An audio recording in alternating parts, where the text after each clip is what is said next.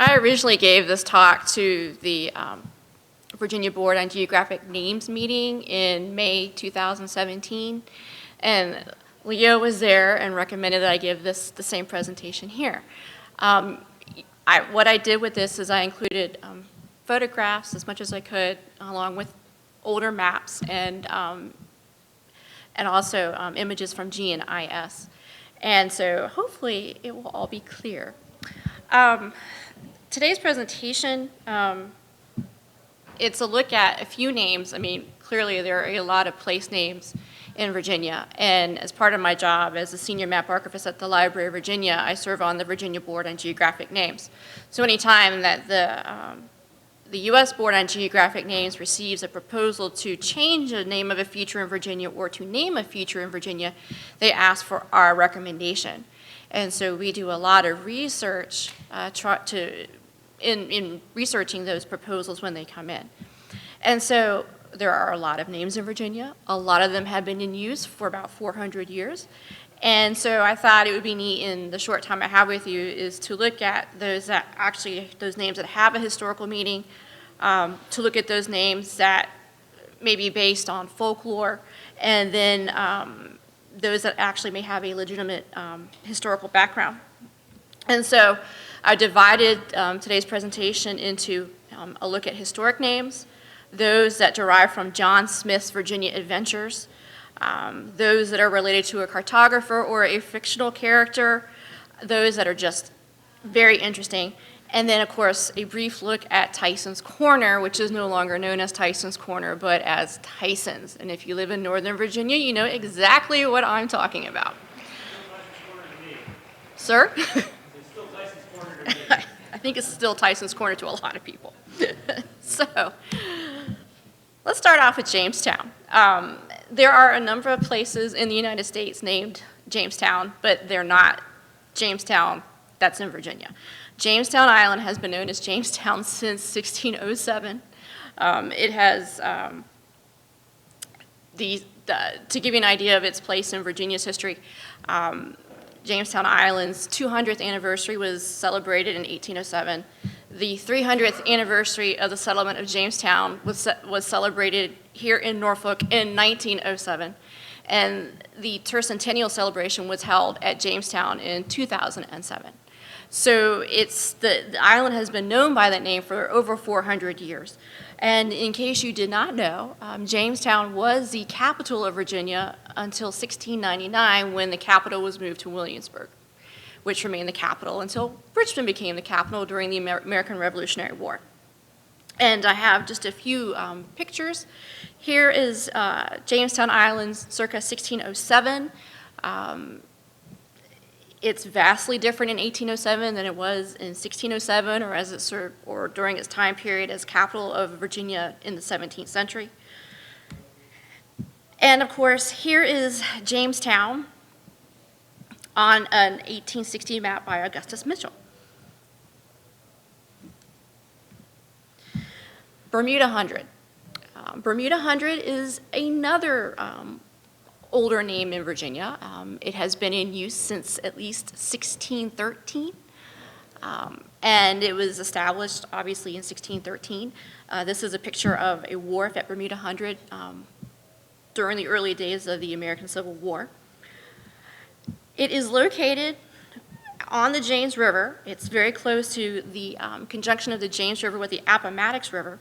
And when it was established in 1613, known as Bermuda Hundred, the word hundred is an old English word that means, the word hundred could refer to 100 people living in a settlement, or it could refer to 10 families living in a settlement.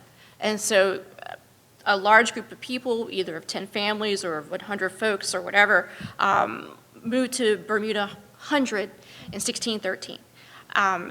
It apparently did very well as a port. In fact, in 1738, there was a movement to move the capital from Williamsburg to Bermuda Hundred. Bermuda Hundred did well until the American Revolution, when Richmond became the capital of Virginia, and when that happened, a lot of ship traffic, instead of stopping at Bermuda Hundred, began sailing further up the James River and stopping at the port of Richmond, which is located right at the falls. And today there aren't very many people living in Bermuda Hundred, but if you look at the Civil War map, it is noted. Well, it's right here. And there is even a series of battles known as the Campaign of Bermuda Hundred that was fought during the Civil War in 1864. And here's a lovely picture of someone fishing at Bermuda Hundred in 1861. Bacon's Castle. Bacon's Castle has its origins in Bacon's Rebellion, which occurred in Virginia in 1675 and 1676. Nathaniel Bacon was waging a civil war against Governor Barclay. He did not agree with Governor Barclay's movements and decisions as it pertained to protecting Virginians along the Virginia frontier at that time. And so Nathaniel Bacon led a rebellion, and his forces actually captured what became known as Bacon's Castle.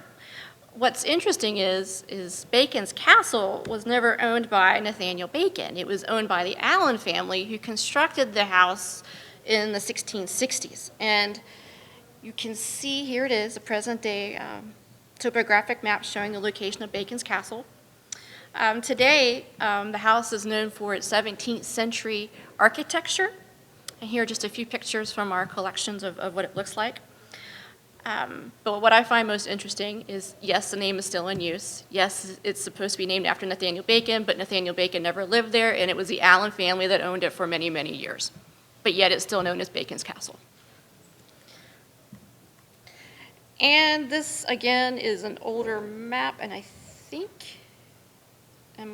you can see it on here. Someone can see it, I can't see it. It's right there. Bacon's Castle.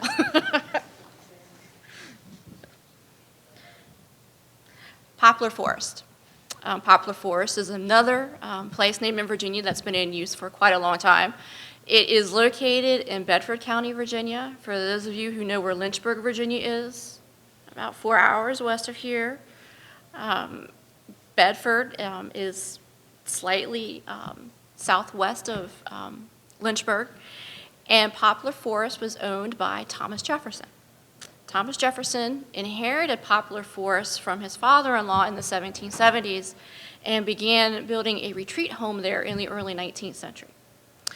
And so the area around the home, Poplar Forest, became known as Forest, Virginia.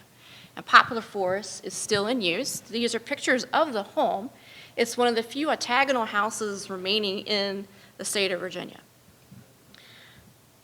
And here is a present-day map. You can see Poplar Forest, and then there's Forest just up the street. In fact, if you go to Bedford County today and you drive along the main route there, you turn into Forest to get to Poplar Forest. And Poplar Forest survives because it's surrounded by a golf course today.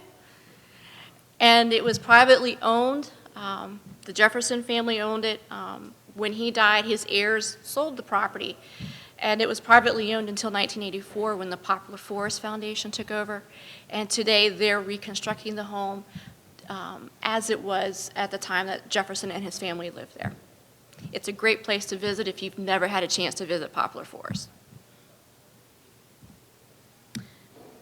And although Poplar Forest is not on this 19th century map, Lynchburg is, and as is the name of Liberty. And if you ever play Trivial Pursuit, Liberty is the former name of the town of Bedford in Bedford County, Virginia. Let's take a look at some names that appear on Virginia's map as a result of John Smith's adventures in Virginia. Stingray Isle.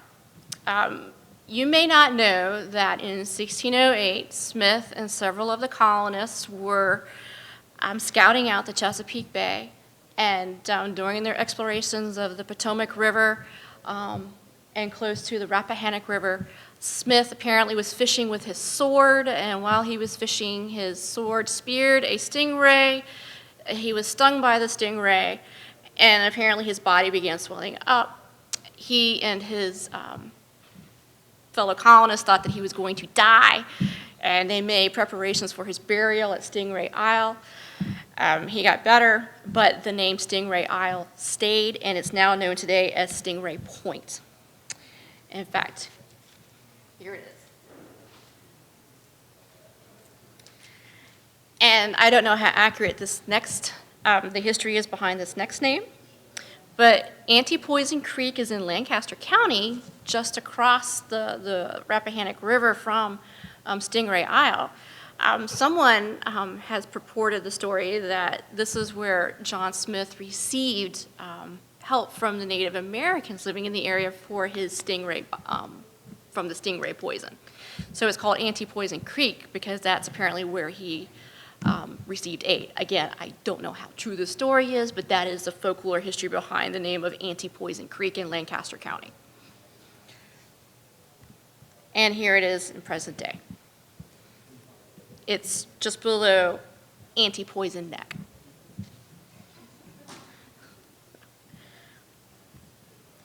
Urbana. Urbana is in Middlesex County. It's along the Rappahannock River, and the Rappahannock River flows into the Chesapeake Bay. Urbana was the home of John Mitchell. John Mitchell, the famed cartographer who created this wonderful 18th century 1755 map of the British colonies in North America. John Mitchell was born in the colonies, lived in Urbana, had to return to England for health reasons because Virginia can be a very bad place to live in the summer. And while in England, the Board of Trade and Plantations hired him to create a map. So he had access to all the records of the Board of Trade and Plantations, created this marvelous map that was used in the treaty negotiations of the American Revolutionary War, also during the negotiations for the Treaty Ashburton-Webster Treaty of 1842, and as most recently as the 20th century to settle boundary disputes among states, and I think one of those was the state of New Jersey.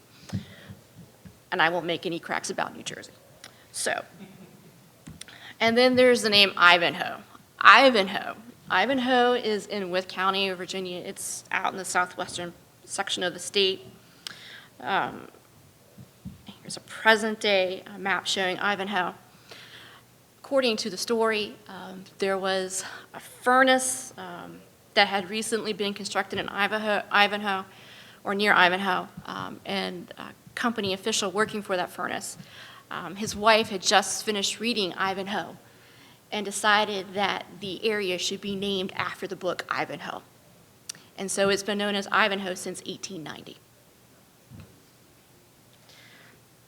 And these are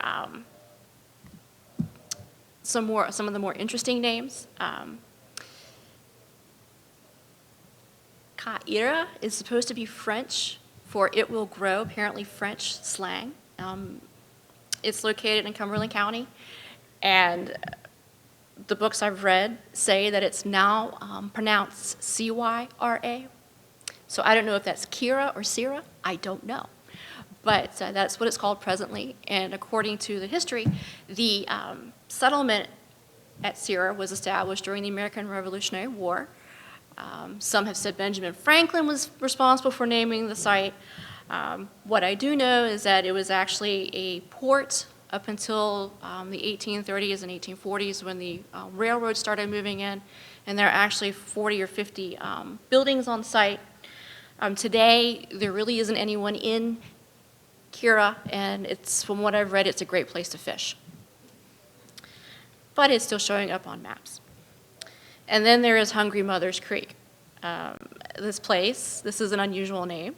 Again, it's in southwestern Virginia in Smith County. And according to the stories, during a raid, this mother and her children, her husband was killed during a raid and she was forced to flee. And she and her children survived on berries for several days, and as they were getting close to the creek, she collapsed, and her children ran to what is the mouth of Hungry Mother's Creek, saying, "Mama, hungry, hungry mama." And The story apparently has been supported. A Confederate soldier was interviewed, and he said that his mother had told him the same story. And apparently the name of a Stallnaker family who lived in the area and actually had a home at the mouth of Hungry Mother's Creek also perpetuated the same story, that a mother with her children, she collapsed at the mouth of the river. The children were crying mama, and it's been known as Hungry Mother's Creek ever since. So there's folklore and family legend that help support historical aspects of this particular name. And here it is, Hungry Mother Creek. And finally, Tysons.